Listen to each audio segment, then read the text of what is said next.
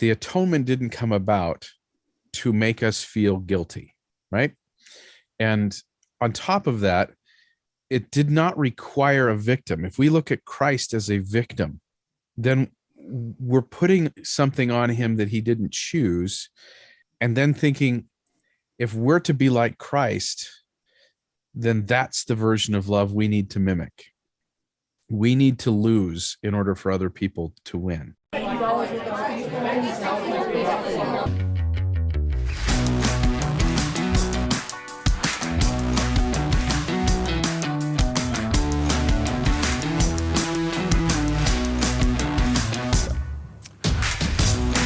All right, welcome to Cwic Show. I am your host, Greg Mattson. I am with authors Jennifer Roach and Nick Galieti, who have recently authored the book Codependent Discipleship.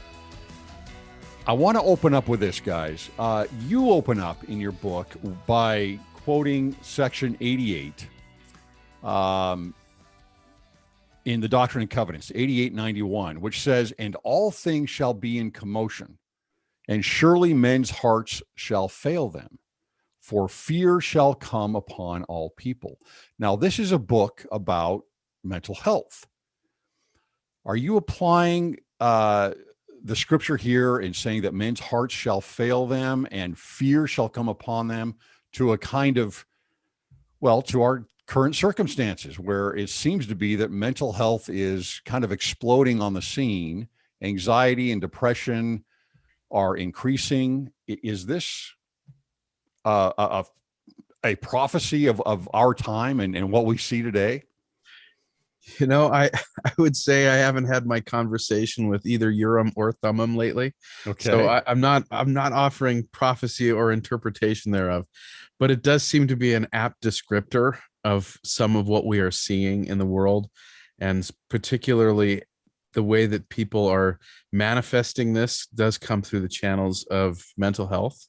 So that scripture to me felt like it was appropriate to share, because when you're talking about any scripture, it could be how God sees it, or it could be how man sees it. And that just seemed like a really good descriptor of how we as mortals would resonate with what we see around us in this time. And it's not an end of days prophecy, but it is certainly, like I said, a good description of the way that at least someone in a mental health and particularly a codependent mentality might be feeling and looking at the world. I think it's very apt. What you focus on in the book is codependency. This is something that I was not familiar with before looking at the book. What is codependency? Yeah, so codependency is, you could roughly call it a mental health condition. However, it's not an official diagnosis. It's not in the DSM, which is the kind of book that therapists and psychologists use to diagnose mental health disease. So it's not that. It's more like a syndrome. It's a collection of symptoms that work together to produce an effect. And the effect is loss of agency, more unhappiness, having your life driven by other people's agendas being acted upon instead of being the one acting. It actually, the word actually comes out of the Alcoholics Anonymous community.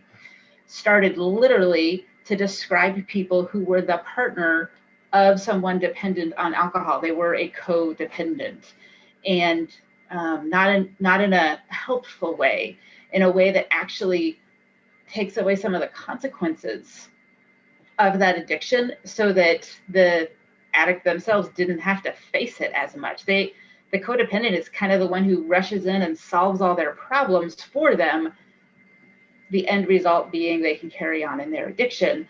The definition has morphed and changed since then. There's no one body who says this is what it is. One definition that I really like is it's referred to as the lost self. You are not acting as yourself. You're acting kind of on other people's agendas. Okay, so codependency then, because when I first hear it, I think about interdependence is my first thought, right? It's like, okay, you're dependent in a relationship on each other, but it's healthy. This is not a healthy thing, right? Codependence is not a healthy thing.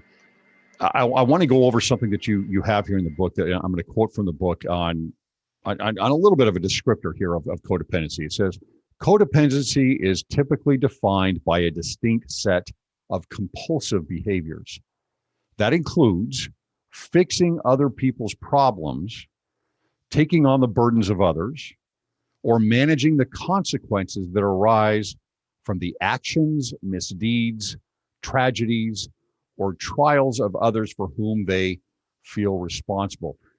I mean, superficially, you could say, well, isn't that just being a good human being, right? What is the line between, say, for example, being responsible and being codependent with those around you? I'll start with that, and then I know Jennifer's got some great thoughts on that.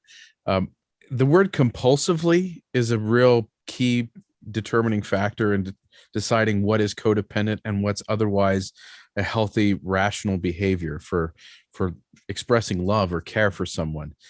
When we say that something's compulsive, we clearly mean that it's nothing that a person has a choice over. They kind of just do it, and they don't know how to function outside of that. Much like if someone was having a chemical dependency, this is a process addiction. This is something where someone has a need to fix other people and to take away their consequences. Think of it, some people might even say a helicopter parent is a term that might be more familiar to people, where they're constantly striving to pull away all the different ways that someone could be hurt. Because if they get hurt, then that becomes another thing they have to fix. And it becomes unmanageable because what you're doing is not freely chosen. And again, it feels a little irrational maybe to some people to look at it that way, but that's kind of the point. It is a compulsive, irrational kind of response. Yeah, it's this idea that unless you can freely say no to someone, can you actually freely say yes to them? If yes is the assumed answer every time you're asked for something and saying no is going to cause problems, what does your yes actually mean? So when we're looking at codependency, we're looking at the person who is compelled to say yes and couldn't say no even if they needed to. It's a feeling that you're required to help every single time you're asked, no matter what is actually going on in your life. It's not being able to put up boundaries with people, even people who might be doing you harm. That's not patience and long suffering to put up with someone who's actually like abusing you or harming you in some way. That can be codependency. Another version of it is the person whose own anxiety drives them to be solving other people's problems because other people's problems seem easier to solve to them, right? I got problems in my life. They're complicated. They're taking me a long time to work on. But your problems are nothing. Like I can manage your problems, no sweat. But that's not really true. I can't manage your problems. Your problems are complex to you, but it could make me feel better to swoop in and kind of save you from the consequences of your bad choices. So that's what we're getting at for codependence. Would that also be something that where someone is afraid of their own problems, right? Facing themselves. And so It's easier to say, well, I know I'm supposed to be doing right. I'm supposed to be doing something. Let me go outside of myself and help somebody else instead. Yeah. So I'm a mental health therapist. In my work, I see this a lot. Clients who, or just individuals who can't sit inside their own head for 5 minutes because they're too overwhelmed by their own anxiety. And so they're not actively engaged in like making the world a better place because that's what Heavenly Father has on the agenda for them that day. They're actively engaged in just trying to quiet their own anxiety. So we'd be looking at this then as you say, a compulsive behavior. Let me bring this up here. You say this in the book. It says codependency is like regulating someone else's life and chaotic emotions and expecting your life to get calmer. Okay. Is there a sense that controlling or fixing another person's situation will bring calm to this person? Well, it's complicated because there's a sense in which that actually works for the person. Like if you have, so you're assigned to minister to someone and they have all kinds of needs that you are driven, that you feel compulsed to solve their problems for them, you're going to get a little temporary dopamine hit in your brain for being helpful to them. It's socially acceptable. They're going to be grateful. Your church leaders are going to be proud of you. Like there's lots of stuff built around it that's going to feel great. That's why people do it, but at the expense of their own selves. So it works short term. It doesn't work long term. And if I could add to that real quick, one of the my side of this is the experiential. This is my life. This is how I've kind of had to deal with things through a series of my own life events. And from my personal experience, one of the things that is key here, first of all, we're not trying to make angels and demons here, right? There's people are very complex and at various stages in kind of a spectrum here. But one of the things that I found in my life was that I tied my value very much to how many people I fixed. So if there was a situation where perhaps what I was wanting to, if I started to feel like I wasn't a good person, if I went and fixed someone else, then I thought, okay, at least I'm a good person in that. If I'm a bad father, maybe I should go out and try and help minister to other people's families, because maybe if I can fix other people's families, I'm not going to be such a bad father, or maybe people won't look at me as a bad father. There just becomes a lot of complex and really under the surface reasons why we may do something or feel compulsive, urges or attending anxiety if we don't do those things. And so it's really hard to see from the surface. It's not something that you should kind of casually diagnose on someone and say that person right there is codependent. You may be able to, but just because you sneeze doesn't mean you have a cold. And some of the things that we're talking about might resonate on micro levels, but it doesn't mean you are a codependent person. Is this something that is in line with a clinical diagnosis then of, say, OCD? No. So OCD, the similarity there that you're picking up on is the C, the compulsion part of OCD. But in OCD, that's repeated tasks that are intended to quiet down the O, the obsession. So the classic example is someone who has to wash their hands exactly 47 times. Why are they doing that? Well, they're doing it because they have some anxiety, and the anxiety only gets assuaged after 47 hand washings. That's part of codependency, of you're doing one behavior to get rid of some anxiety, not at the same level as OCD. And it's working with a little bit different function than OCD is. Because what comes to my mind is the non-clinical diagnosis of control freak, right? It can be. Okay, it's like because that's oftentimes someone who is OCD, or what we would say, at least culturally, yeah, I've got OCD. It is someone who's very much, they need control of the situation. Maybe that spills out over into their entire environment. Therefore, it's relationships also, in needing to control and fix those that are around them. That's what kind of comes to my mind. Yeah, one of our favorite examples is the person on social media who feels compelled to correct everyone else on their opinions, right? Well, actually, blah, blah, blah. And like maybe they're doing it to look smart, but maybe there's a motivation in there that says, oh, I've got to save this person from their wrong opinion and save anybody who could potentially be reading them from their wrong opinion.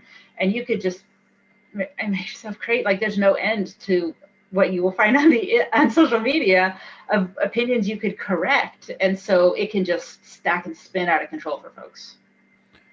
You had mentioned that this had come out of Alcoholics Anonymous, right? Some of these terms and the ideas behind this. How is this on the other side of that? You're talking about actually helping to fix an alcoholic, But how is this itself an addictive behavior? Well, it's addictive in the same way that any behavior that can feel good is addictive, right? If you do a pro-social action, your brain is going to release chemicals, dopamine and endorphins and all the feel-good stuff. And it's intended that way. Your brain is trying to get you to repeat behaviors that feel good. So it gives you a chemical marker, a happiness marker that says, do this again, it's good. And there's a lot of dopamine that can be released in your brain when you're helping people. It's not the same addictive quality as something like alcohol or street drugs would be, right? That's going to give you a whole stew of chemicals at a much higher level.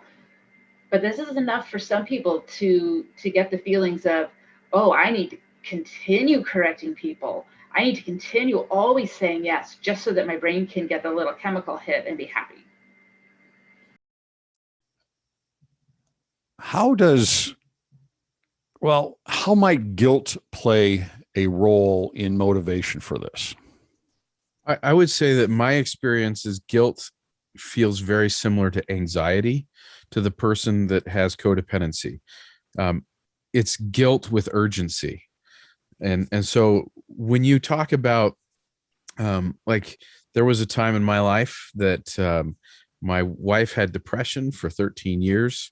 I was a real estate agent in 2008 and which is a terrible time to do that. Anxious time. Exactly. I had no income. We were losing our house. There was postpartum depression on top of regular depression. And I found that my world, as that scripture at the beginning described, was in chaos. And I felt that my heart was failing me because my identity was wrapped up as I'm the provider.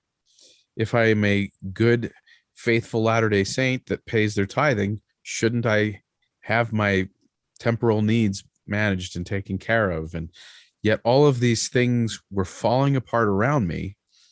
And one could honestly say, yeah, that sounds kind of urgent. You know, if you're losing your house, you need money, right? There's a time kind of connected to it. But the guilt that came with that was, I'm failing as a father. I'm failing as a husband, because if I was a good husband, my wife wouldn't be depressed. And certain toxic thoughts, certain thought distortions creep in and cause an anxiety and an urgency to that anxiety that goes, I need to fix something somewhere so that I feel that I have value to anyone. Because right now my family life is failing, my fiscal life is failing, and in some ways you could say my spiritual life became the only place where I might have had a chance to influence someone for good and feel value. So the anxiety became, I need to feel XYZ. I need to feel that I have value. So I'm going to go be extra spiritual. I'm going to go do extra home teaching. I'm going to visit more people than anybody else, or whatever it was. So a codependent's going to kind of try and reach out to wherever they feel they can fix something so that they calm a little piece of what's going on, calm a little of the chaos, but also to feel that they have value. And you become so desperate to feel that the addiction is such that even if you do get a little fix, like any other addiction, that fix needs to grow in order for it to have value and meaning in your life. So you need to start fixing more people. You need to start doing more things in order to have that baseline, I'm a good person.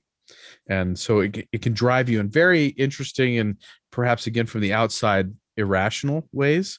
Yet the reason that we talk about codependent discipleship is that there are unique ways within our faith tradition where sometimes we place responsibilities and burdens on ourselves as a scapegoat, as a way to fix any of those pains that we might be feeling, and maybe even encourage people to say, if this is happening, then this will solve it.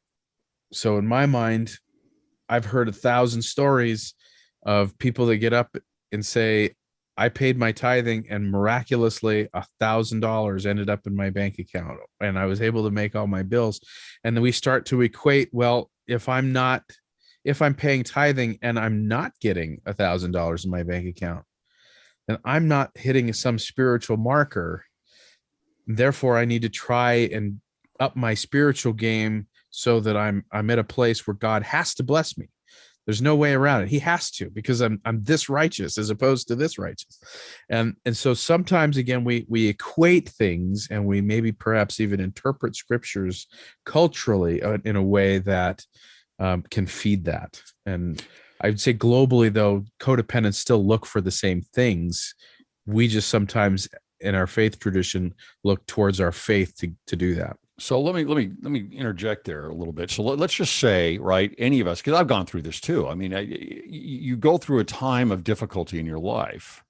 I mean, my first inclination, and I think it's the right inclination, is to turn to God, right, and to take an accounting of my life, maybe. Where am I spiritually, and what am I doing? And maybe there are some voids there somewhere, right, that maybe I should be addressing. Again, how do I untangle that between what you're saying in a codependent compulsive behavior, and entangle that with what might be a natural, righteous spiritual reaction to anxiety and depression in my life? The codependent way to do that is you do it in such a way that you're almost trying to force God's hand. If I check all the boxes, then God will bless me, right? You're almost treating God in this codependent kind of way, instead of saying, there's some things in my life I need to fix, and whether blessings follow that or they don't, I still need to fix them because I have this relationship, this spiritual motivation. Does that make sense? Yeah, it does, in the sense, again, I understand what you're saying. I guess what I'm fishing for a little bit here is, right, if there's certain blessings that they're predicated on certain commandments, so to speak. And so maybe I'm looking for that. Maybe I'm expecting that. I kind of feel like I should expect blessings. Yeah. Right? I want to expect blessings. I think I should.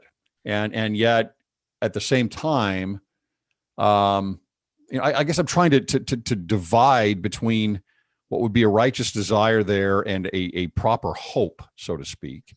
And I think that is where some of the complexity lies, and where no book or podcast interview can fully diagnose the intricacies of how you got to where you're at in your life, and maybe why you're thinking the way you are, or for anyone for that matter. But to kind of get at, and I think you're trying to get to, is how do we not treat God like the feel-good vending machine? How do we not look at God as the blessings vending machine in times of trial and sorrow and stress? I think it's important to understand that what we're talking about here is the nature of a relationship, and how an individual views other people.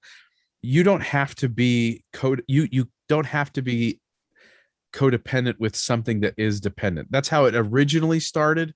But the way that codependency is used nowadays is it describes rather a relationship from one person to another person, or to a thing, even to God in some ways. So the nature of the relationship to God in that situation is such where you are viewing God in a way as to, you're here to calm my anxiety. You're here to fix something for me. It's very transactional and not very relational, in the sense of, it's not about faith at that point. It's about a spiritual bank account where you're cashing in your chips, and there's an expectation that you have on God. And if for whatever reason God chooses in his infinite wisdom and love to not bless you in the way that you've demanded that he bless you, that you're going to see that relationship is broken. You may even have a faith crisis and deny the existence of God because he didn't bless you the way that you wanted him to bless you. But I was righteous enough. Why didn't he bless me? Well, there may be other reasons, but it's so hard to pick apart that in the moment because of that anxiety, because of that sense of urgency that we need the blessing now because we're calming something in us that isn't based on faith. If there is a faith there, we trust God to be there when we need him. So as a part of this, then, this behavior, this thought process, this need, it sounds like what you're explaining is often what is kind of what you've been explaining before about those around you. It's this innate desire to fix, right? Yeah, the desire for a specific outcome without sort of holding that loosely. Like in the example with God, being able to say God is God, and maybe I get the extra $1,000 in my account and maybe I don't. Here's maybe my best example. A young man takes a young lady out for dinner for their first date, and he's hoping for a kiss at the end of that date. There's nothing wrong with that hope, right?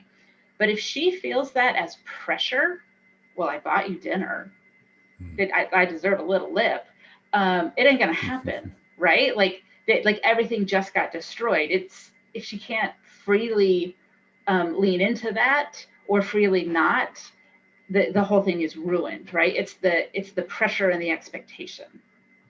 That's exactly, yeah. Okay. That helps a lot. That says exactly what Nick was saying in the terms of the transaction versus the relationship. Yeah, that makes a lot of sense. Okay. So we've moved into the spiritual side of things. Here's another quote, and this is a little bit longer, but I want to parse this out a little bit.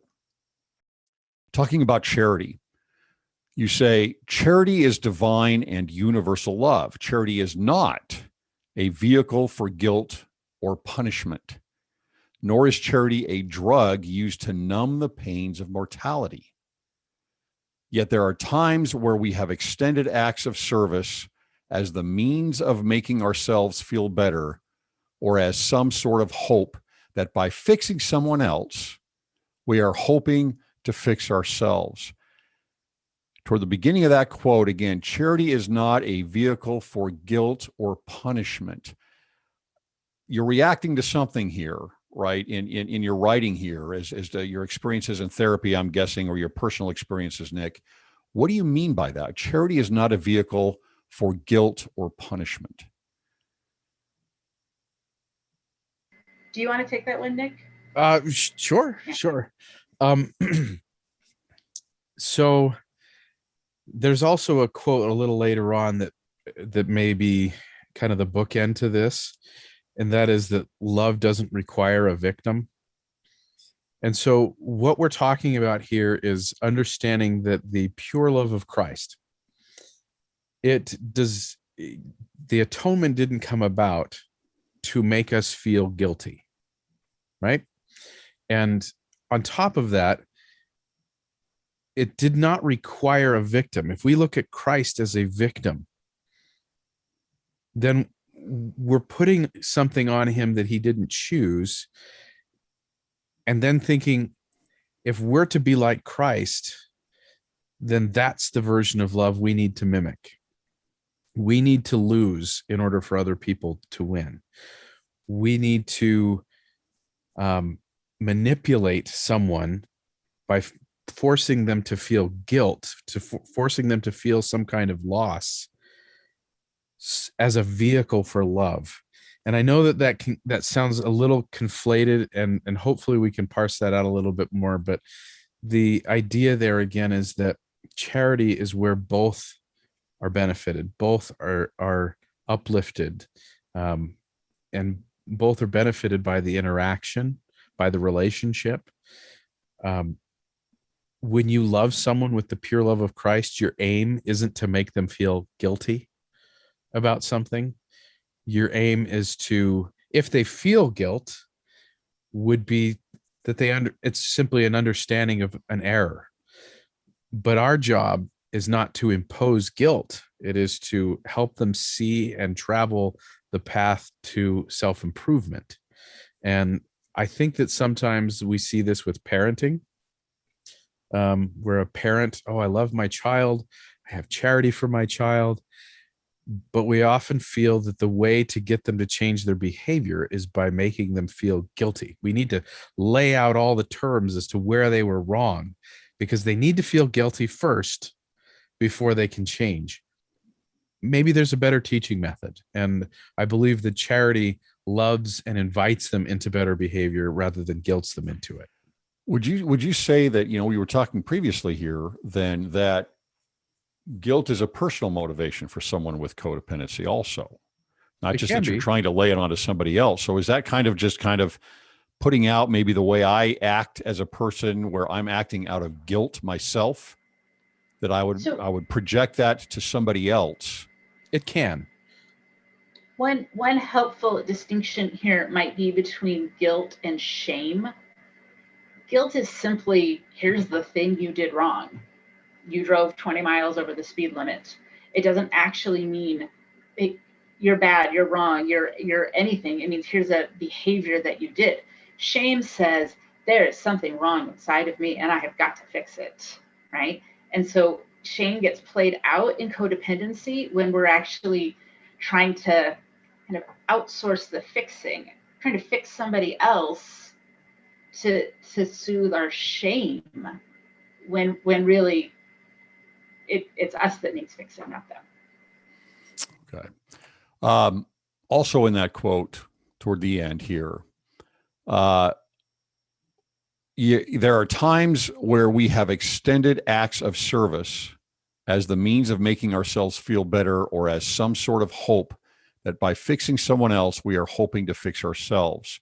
How does this apply to our church callings? How does this apply to operating within the church? I would say that for me, one of the reasons that codependency is really complex is that the same actions in one person versus another, one person it could be codependent and the other person it could not be, because there's the act itself may not be the wrong thing. It may be why we're doing it. So in the case of what we're saying here, if we go into an act of service, if we go into maybe moving someone on Saturday morning out of their house or into their house or whatever act of service we're doing, if the idea is my home is such a mess and my life is such chaos that the only time that I'm going to feel any control or any value or goodness in my life is when I'm out doing an act of service, I'm going to abandon everything else and I'm going to go to that Saturday morning move-in, and I'm going to go help someone because I really need to feel like I'm doing something good in the world. And so it's not saying that doing acts of service can't result in you having good feelings and feeling like, hey, that was a good thing. Having a confirmation of the Spirit, even that what you did was good. That's fantastic. But is that why you're doing it? And a codependent will often look outside themselves to fix the inside. And that's what we're talking about here. Is that your main goal? Can having that feeling and doing so much for others to try and fix them, is that something that could, I would imagine, could impede that other person's progress, spiritual progress? Absolutely. If you are fixing somebody else's life all the time, you're not giving them the opportunity to fix their life. If you're swooping in, saving them at the last moment, like that might feel great for you, but they didn't learn how to solve their problem. All they learned how to do was rely on somebody else to solve their problem. It steals the opportunity of growth from them. Because it seems to me like like Nick was saying, it's the reason that you're doing it, the motivation behind it, that seems to have a lot to do with, I don't know, metaphysically, right? Spiritually, it's that has to do with who you are and the relationship that you're creating with that person you're helping. And I would add to that, in this particular sense, that we are talking again about something that is really hard to see on the surface. It's tends to be something that you have to kind of grapple with on the inside. But as it sits, again, thinking about codependency in the way that we've talked about it, let's add this other layer of the fact that we're talking about things that are an over responsibility. And that means in some cases, fixing things that are not in your responsibility. Like obviously, when you have a 5-year-old kid, they're kind of dependent on you. And that's a natural and understandable area where there is some dependency, and where you might say codependency becomes very easy or probable because of that relationship, where you start to feel like, I am the parent. I have to fix what they do wrong. If they break someone's window, I got to pay for it. And so we're not talking about those types of relationships. We are talking about the relationship where you are over responsible for things that you are not really responsible for. And when we talk about fixing other people's problems, we're not speaking about the autistic kid that you have to care for. We understand that. That's natural, and it's complicated and difficult. This is more, I am a ministering brother, and I got this guy that I'm ministering to who isn't active in the church, who isn't coming to church meetings or participating in any way, and saying, I'm a bad ministering brother unless that guy comes back to church, unless he somehow has a conversion while I'm assigned to him and starts coming back. I didn't do my job, and I need to try even harder to get the end result of that guy coming back to church, or I'm somehow not a good ministering brother. And we sometimes conflate, again, charitable actions with codependent actions because they can look very similar. I want to make sure that we're clear that we're not talking about all acts can be codependent. It's what you're doing inside that really is worth exploring. And that's what the book is about and what we're trying to get to. Well, that makes sense. Obviously, that goes right along the lines with the Sermon on the Mount, for example, right? It's exactly what Christ was saying in terms of, it's not just the act, right? It's what your thoughts are. It's what your motivation is. It's what your heart is, which makes a lot of sense. Okay. Now, I've observed this, being a lifelong member of the church, that sometimes, well, let me ask you the question. Can we be codependent with the church? In so many ways. Okay. One of the ways that comes to mind is the person who feels like they have to correct the church, like somehow they have the guidance or the prophecy, or they've received the direction for the church. Someone who feels like a policy or a rule change isn't correct, like really railing against that. But you also see it, interestingly enough, you see it with people who've left the church. Like, you know this phrase, they've left the church, but they can't leave it alone. Who feel like it's this almost social justice crusade of, I have to let everyone know what terrible, terrible policies these are in the church, and just like keeps hammering that drum in sort of a feigned attempt, but an attempt like, I'm going to save all these people who are being deceived. And now there's on one side of that, sorry, Nick, on one side of that, there's again, maybe this drive to fix based on their paradigm, right? Is there at all in there, because of their psychology, a cry for help when they're doing that at all? No comment. Yes, to say that's a really hard thing to say from a distance.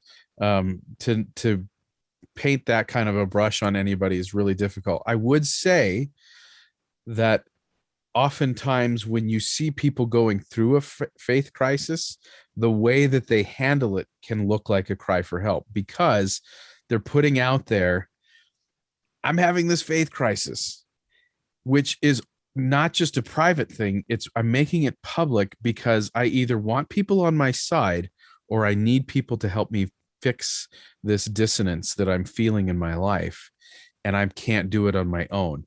So there is a cry for help element to it, but I'm not saying that is what defines a codependent act.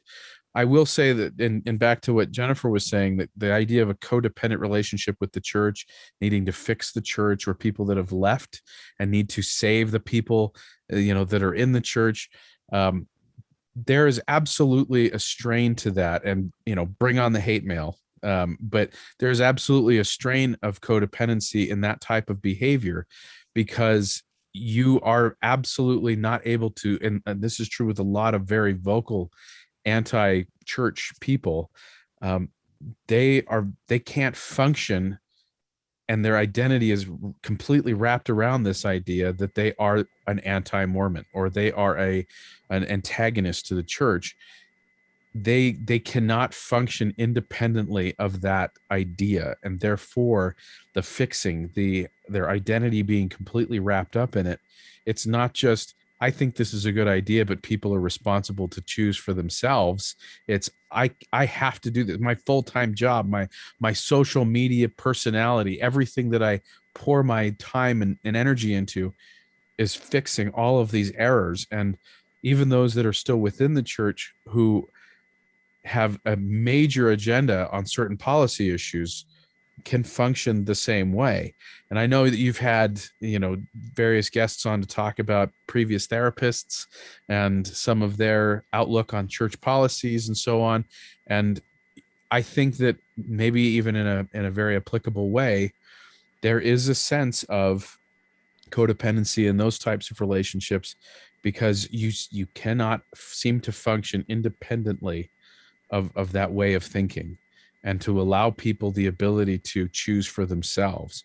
And it's, like I said, bring on the hate mail if you want. I'm not passing judgment. I'm not condemning anyone. I'm just saying that there seems to be certain aspects of what we're discussing here at play. I will add this. This is not a Latter-day Saint problem. I grew up outside of our church. I converted 2 years ago. I've been in Christian churches my entire life. One of the areas where I work is advocacy work with victims of clergy sexual abuse. So people who, as children or teenagers, were abused by some Protestant clergy member. And sometimes in that space, what you see are people who really want to advocate for other victims instead of spending some years doing the work to heal their own broken soul over what happened. They go straight into, I want to be really loud. I want to get attention on this. And there's nothing wrong with that. In fact, it's kind of needed, but not at the expense of the person actually being able to heal and find happiness. This is a religious people problem, not just a Latter-day Saint problem. So again, kind of almost like projecting it out to others instead of trying to deal with it, the issues yourself a little bit. So sticking on this just for a minute here, you quote a Protestant pastor of the early 20th century, Harry Emerson Fosdick. He says, real Christians do not carry their religion. Their religion carries them. Back to the observation of looking at things sometimes, it seems to me that in what we might call a values hierarchy, we place the church even above God, if that makes sense, in terms of a relationship and an investment. And that seems to be, somehow the more I invest into the church, instead of maybe relationship with God, I am that much more dependent on what I do inside of the church. Does that make sense? Yeah. And I can kind of see where you're coming from on that, in the sense of, we are, as you say, we sometimes place our emphasis and priority on church rather than God. And that becomes a really interesting, almost paradoxical to some people, because they place them at opposite ends of somehow a spectrum. And yet I think my personal feeling is that God has authorized this church to be the method, the plan, the administrator of the ordinances under which we do develop that relationship with him. I don't think that I find them to be that disjointed. Where we can place an undue priority there is certainly where we have abandoned the idea that a person can have a relationship with God even if they don't read their scriptures every day for 30 minutes and do come follow me and so on. Sometimes we forget that people are on that path and they're at a different point in that path. And therefore we force the church at the level we're at onto the level where they're at. And that may not work. And so I think sometimes we do prioritize or emphasize the church in ways that isn't facilitating a relationship with God. I don't blame the church for that. And frankly, I don't blame the people for doing that, because that's just where they're at, even in a way. But I do feel that there are times where we do understand or have our relationship with our faith where it is the thing that is lifting us. I think part of the quote there is more on the idea of not having our faith be this thing that we tuck in a knapsack and carry around and is a burden that we carry, but rather that the religion itself in Christianity, Christ's gospel, is designed to lift us. And so it's a little less about our relationship with the church as much as it is about making sure that our relationship with the church is leading us to God. Okay. Yeah, I guess for me, as I look at it, I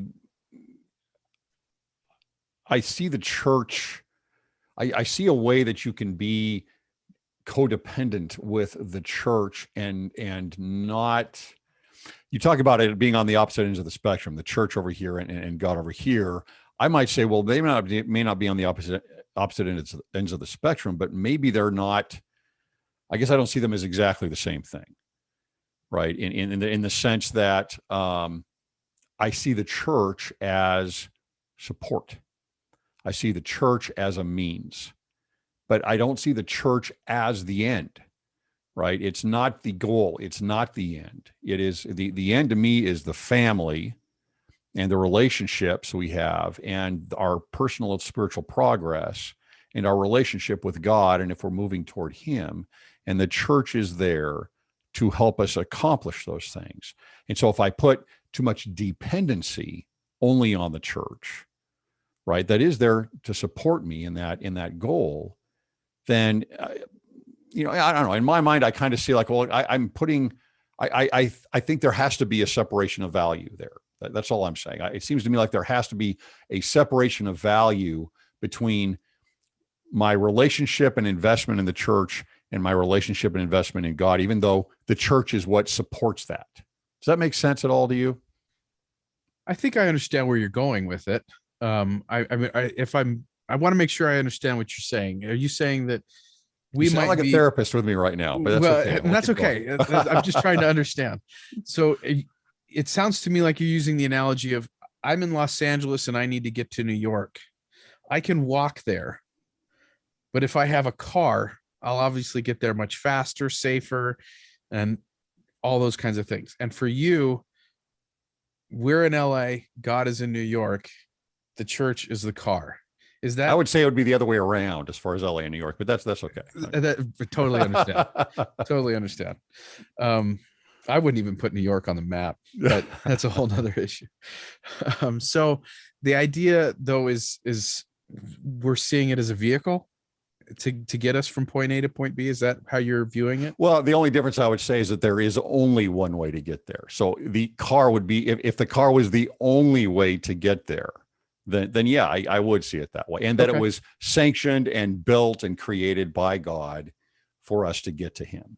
Okay. And we could choose whether or not to get in the car. Exactly. Or not. Exactly. There you go. And I think that if we're going to play with that analogy a little bit, we might say that codependency looks like you trying to shove everybody you can in the car and then you getting behind the car and pushing it.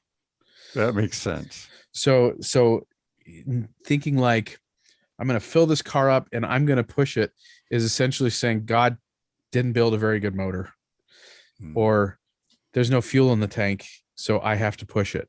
That's where codependency comes in when it comes to your relationship to the faith. If that metaphor works, and Jennifer's probably going, let me think about that, let's say. but that'd be probably the best way that I could describe it. Interesting. Okay. You bring up Lehi's words of to act and to be acted upon.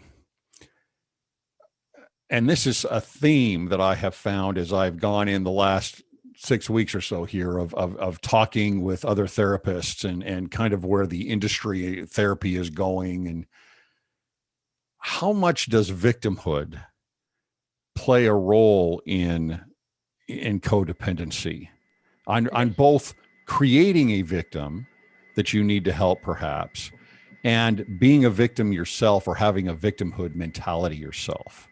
You can't see it because my hands are off the screen, but it matters this much. Okay. Yeah, the whole idea that some kind of status comes with victimhood. It's some kind of special category that should receive it's special privileges in some way. It's baffling to me as a therapist. People come to therapy when they're ready to come to therapy. They come because they're trying to get out of being a victim. Your life can be a lot better than thinking of yourself as, oh gosh, I just have to say yes to all these things. Like,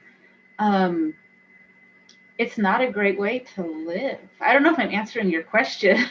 Well, we said that before, that love doesn't require a victim, but yet most of the social causes, most of the people that are victims of some system, their war cry is love.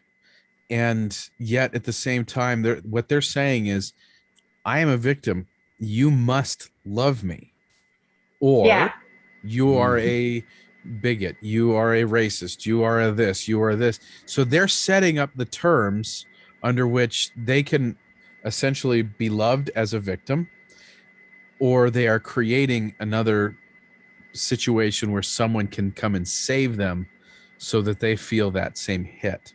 One of the examples I use a lot with people in therapy is, it's kind of like if there's a big windstorm and your neighbor's tree falls onto your property and smashes your roof, smashes part of your house. Your neighbor's responsible for that. Like, they bear the responsibility. It was their tree that fell, but you're still the one who has to get your house fixed. You're still the one whose stuff all just got wet because it got rained on. You're still the one who, maybe you got a physical, maybe the tree fell on you and broke your leg. You're still the one who has to go to physical therapy. Other people might be responsible for hurting you, but you are responsible for your own healing, not outside of community, not in isolation, not without help. But you're the one who has to move away from the being hurt and towards wholeness. That's the whole point of therapy. Okay. Again, I'm going back to the idea of motive and what's in your mind and what's in your heart. I based on what you're saying there, I still think that talking about someone who is grabbing onto victimhood, looking for love in not a healthy way, is what you're saying, is still in some regard a cry for help. It seems to me, right? It's a super ineffective cry for help. Right. If you want help, there's better ways to get help. I think that's what we're trying to say. Yeah, I'm referring to President Oak's talk at BYU maybe a month ago, where he was, he's talking about the George Floyd thing, the Black Lives Matter, and all these things going on, and how many of these people, when we look, that are a lot of it, he says, look, it is, he thinks, a cry for help in some regards, to some degree. Maybe it's not effective. It's probably not motivated properly. It's not healthy. But I do think in some ways, maybe we can look at that as a little bit of a cry for help. Now,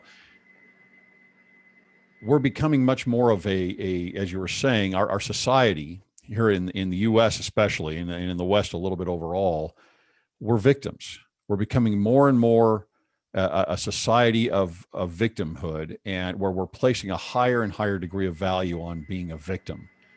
And this, in fact, even gives us status in some degree. We can look at intersectionality in the totem pole of where our victimhood is standing and compare ourselves to others and wonder, well, I need more value, I need more love, and therefore, how do I create higher levels of victimhood in myself to be able to get there? Does this mean if we're tying these together in some regard, victimhood and codependency, that as a nation in the US and maybe more broadly in the West, we're becoming as a society more codependent? I think so. Yeah. I would say that I think we're kind of programmed that way. And part of that comes from, like, for example, and I'm not going to rail on this from one side or the other, but pick a news station. Pick one of the major news stations and watch it. And watch it with the idea of who's the victim that they're talking about and who's responsible to fix it. Now, it's not something that I encourage because it's disheartening. It's a painful experience. And as a codependent, it really makes my, it kind of triggers me a little bit, which is the idea, right? That I think that people need to feel good about themselves. That's kind of an inherent, almost human thing. And I think that some of these news programs, for example, will spend all of their time, what we might be talking about, negative stories. They're really stories of some victim somewhere. And it could be a big group of victims, or it could be a small group of victims, but they're all victims because that means that someone did something to them. And so when you're trying to review how that relationship is, like I said, watch the news, see who the victim is and who's responsible to fix it. And by and large, everyone's a victim and everyone's responsible to fix it. That's why when you're talking about a war in the Middle East between two different countries, all of a sudden, we as Americans go, we need to have an opinion on this. We need to do something about it. Why? Those two countries are the ones fighting. It is their battle. They've chosen for some way or another to get into that fight. It is not our fight. And it doesn't mean that, and here's what the war cry will be, almost by programming. But if we do nothing, we're as guilty as the people involved. No, we're not. Guilt. And that's the lie. And so, but you'll hear from the news stories, this politician isn't taking a stand on this, or this politician did, and you're instantly required to have an opinion on it. It's programming us to always have an opinion about everything, and that opinion is how are we going to fix it. And ultimately, that is what every social cause right now can probably be boiled down to, and where every narrative that you see out there is based on this idea of I'm a victim, come save me. And if you're not, eventually you're going to hear I'm not doing anything, I'm not doing enough, I'm a bad person. So I'm going to have to figure out some cause to jump onto so that I put that guilt away. So I personally, and I'm not a therapist, and I'm certainly not at liberty to paint a broad brush on every person, but I would say that this is an issue that I see growing, and I see that the programming of the world is such that it will continue to increase because it continues to get power. It continues to have control, and every person continues to become dependent on what's the next crisis, what's the next thing that I can do where there's someone I can save, and I need to quickly post about it. Oh, this group has been bullied. I need to quickly post about it because otherwise I'm not a good person. And it gets to be overwhelming, and people will break down. They will go into depression's on the rise. Wonder why. Things like that become much more, the cause and effect makes much more sense to me when I can view it in the lens of codependency because of the victimhood thing that you just mentioned. And it's a terrible situation for actual victims, because what it sets up is this idea that if you can get public attention, that's what solves what's wrong with you because you've been hurt. My picture has been on the front page of my hometown newspaper probably 12 times in regard to the sexual abuse that I experienced at the church where I grew up. The very first time that happened, the next day, what do they say? Like, what's the line from Newsies? Like, today it's the newspaper, tomorrow you're wrapping up fish with it. Like, the next day it's gone. They're on to some other story. That's not going to heal you. If you're a person who's actually suffered something, you have to do the work that takes decades. It's done in private. It's done very quietly. It's hard. It's not. Getting your face on the front page of the paper ain't hard. Again, I mean, if we look at codependency and that rising up in society, what that also goes back to is saying, well, if I need to fix everything, and yet we've put a higher level of status on victimhood, then when someone, say, for example, because we're going more toward that direction, starts having more microaggressions, right, or just triggered by microaggressions, because it's more and more, okay, this little thing, I'm a victim again, right? I'm a victim on this. And then we facilitate that. It's a little addicting for some people. Yeah. I mean, when we facilitate it, it's just giving more and more rise to that status, it seems to me. Yeah. And it doesn't help actual victims. That is not what heals you. Okay. How does codependency relate to social media? I don't know if what's the name of that movie that came out on Netflix? I'm trying to remember what it is. There was a movie, Social Network. Not the Social Network, not about the creation of Facebook, but of this dilemma. That one. Yep. If you watch that again, but with the idea of codependency, it'll stick out a lot more, because what they're doing is they're creating a dependency on their platform. And so when something is dependent on you, which their entire business model is dependent on you interacting with them on a regular basis, they have to do whatever is necessary to create that dependency. And it's a great business model in the sense that it's very successful. And if they are able to convince everybody that they cannot function without them, that's fantastic. But again, if you'll notice by platform, you will see some people splintering off to different platforms based on how much they feel that platform needs them. For example, I spend more time now on Instagram because I like to just see pictures. I don't like to get into debates. I don't like to get into the long comment sections and all the problems. The second I flip over to Facebook, it is this politician's an idiot for what they believe. It's this social problem happened. Oh, look at the COVID problems in India. Look at this war. You could probably go through your feed and count at least 12 issues daily that someone is putting out there as the thing that you need to have an opinion on, and your opinion may just fix the problem. Nobody's opinion is going to fix the problem, but the whole platform is based on people thinking it will. And so that's my personal take on it. I know it sounds a little bitter and kind of, I'm on social media, so it's not like I'm trying to trash it completely. I'm just saying that I do believe that many people interact with it in a way that promotes this codependency. Well, of course, manifesting that codependency, it seems to me, on social media would be, I'm making sure I'm putting out the right words, is what's often called virtue signaling. I'm putting that out there, and I'm getting the love back, and by expressing my opinion on everything, I'm helping to fix it. And cancel culture can be another manifestation of that. Not always, but it can be. It could be, this person said something that I don't agree with, but I think that their statement is so negative and so harmful to other people that I need to make a campaign. I need to absolutely pour all my weight into making sure that everybody I know doesn't ever pay attention to that person again, and that they have, no chance of working again in the industry that I love, or whatever it might be. When you think about that, you go, name a perfect person. Everybody says or does something that's going to upset someone. If you can't constantly be excising something from your life just because they've said something you don't agree with. But it becomes, again, more than that. The idea that we need to absolutely shut someone down. This isn't a political, legal thing. Sure, you have the right to do it. I'm not saying you don't have the right to do it.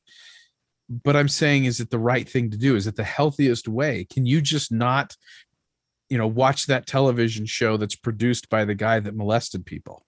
Can you just not watch the Cosby routines anymore? Can you just not do those things yourself? Or do you absolutely feel compelled 100% to tell everybody that they need to also do the same thing, to follow your behavior, because your behavior is the right behavior that's going to fix the problems. And this will never happen again in the future because we canceled this last guy. It's a codependent response in my mind. So then, hate mail goes to, I know. No. So then, for example, the more we push activism as an example, that goes along with codependency. It seems it's saying I'm going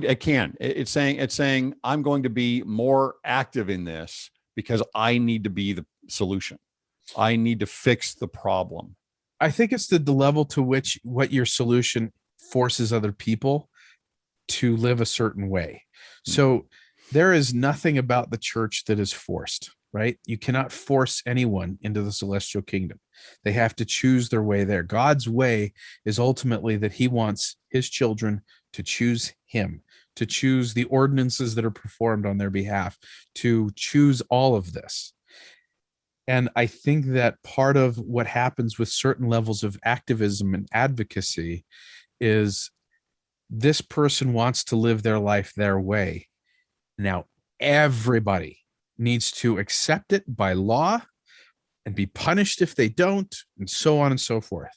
And so it's not about letting people choose. It's about forcing people into an outcome and forcing them by way of expectation of, this is how I behave. I'm expecting everybody else to behave it, and you will be forced by way of law to do it. So that to me is the extent. That's how I view it. And I'm not sure if, again, I can speak on a clinical level to that, but that's how I view it. Mm-hmm. Okay. So finishing off here, how does someone recognize codependency in themselves, in those around them? What do you do to start changing that? And how will that affect your life spiritually? Let me just jump right to how do you start changing that? You press into the concept of agency. Can you actually say no? Is that a legitimate choice? Because if it's not, then your yes is out of compulsion. God did not create us to love him out of compulsion, right? That's not God's plan. Pressing into that concept can sort a good deal of this out, especially on the spiritual level. In our book, there's sections of questions after every major section that are intended, excuse me, for people to ask themselves, like, is this you? Is this going on? So if you really want to press into that, buy our book on Amazon, and there's lots and lots of questions in the book about it. I can say that in myself, I didn't have the ability to self-diagnose. And I think it might be really difficult for a codependent to self-diagnose. We can diagnose other people like nobody's business, but self-diagnosing, I think, is a real hard problem, because there are so many thought distortions going on that center around this concept and this kind of tag phrase: when other people get better, then I can get better. So we are constantly and mostly compulsively wrapped around other people's problems to the degree that we can't see it in ourselves. And there may be even a fair amount of self-denial in that place, because we'll tell ourselves, I'm not broken, because if I was broken, I would not be able to fix other people. But I'm constantly fixing other people, so I must not be broken. It's a thought distortion type thing. So I would say maybe perhaps if there's any parts of what we've talked about today that has resonated with you personally, not with, oh, I could see that in someone else. I could see that in that person. Oh, my bishop has got it loaded. If you've got a situation where any part of it has resonated with yourself, we would encourage you, aside from getting our book and maybe taking some of the self-assessment stuff that we have in there, it's okay and encouraged to talk to a mental health therapist and say, I heard this podcast, and the host has an amazing pink shirt, and so I'm going to listen to him because I trust people in pink shirts. And he said I should check out the idea of codependency in my own life. And that therapist will be able to be the impartial third party where they can look at your life and your decisions and say, you know what, I wouldn't call you a codependent, but maybe you have some areas where you express some codependent tendencies.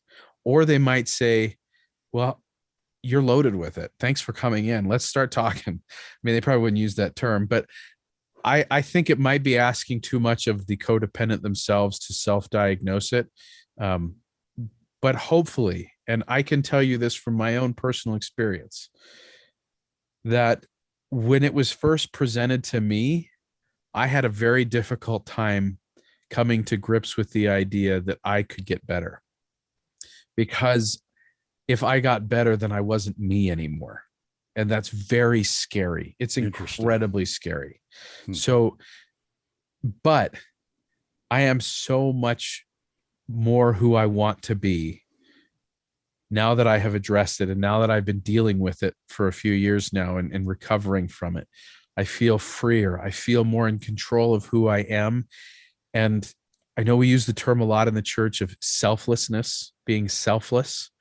But I think that the idea of Christian discipleship as opposed to codependent discipleship is where we're able to self-full give, where we are giving as a more whole person, where we are able to not just try and give you drops from a nearly empty bucket, but we're able to help people with more of a full person and with more strength and can be anchored in that.